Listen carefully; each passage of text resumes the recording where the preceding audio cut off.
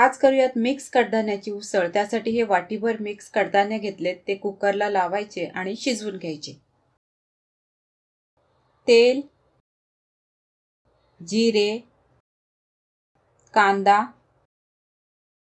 Tomato, कढीपत्ता, आलं लसूण पेस्ट, लाल मसाल्याची पेस्ट या सगळ्यांची फोडणी द्यायची आणि मस्त असं परतायचं। त्यामध्ये हे खोबरं आणि कोथिंबीर टाकून केलेलं वाटण आहे, तर ते घेते मी 2 चमचे। हळद, काळा मसाला, गरम मसाला, घरगुती मसाला हे सगळे मसाले टाकायचे। तेलामध्ये नेहमीप्रमाणे परतून घ्यायचं।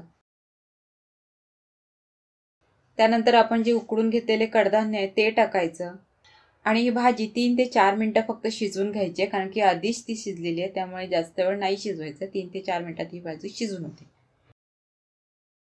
हे मिक्स कडधान्याची भाजी आपली तयार आहे। हे मिक्स कडधान्य तुम्ही पाहिलं असेल, त्याला थोडे थोडे मोड आले, कारण की ते एकच दिवस झालं मी ते मोड आणण्यासाठी ठेवलं, कारण की मला आज जेवणामध्ये कोकम कढी बनवायची होती आणि कोकम कढी बनवल्यानंतर मला एखादी कडधान्याची अशी तिखट भाजी लागते। कधी मी उसळ बनवते, पावट्याची उसळ बनवते, किंवा आज मी हे ठेवले होते मोड आणण्यासाठी, पण मी म्हटलं आज मला बनवायचंच आहे, तर मी घेतली ती।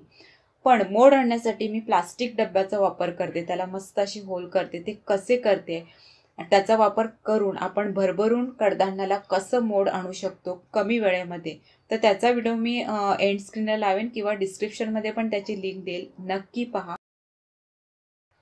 रेसिपी पाहिल्याबद्दल थँक्यू। अशाच रोजच्या जेवणासाठी लागणाऱ्या रेसिपी यापुढे येत राहतील, त्या तुम्हाला पाहिजे असतील तर प्लीज सबस्क्राईब करा आणि ही रेसिपी आवडली असेल तर तुमच्या फ्रेंड्सना शेअर करा।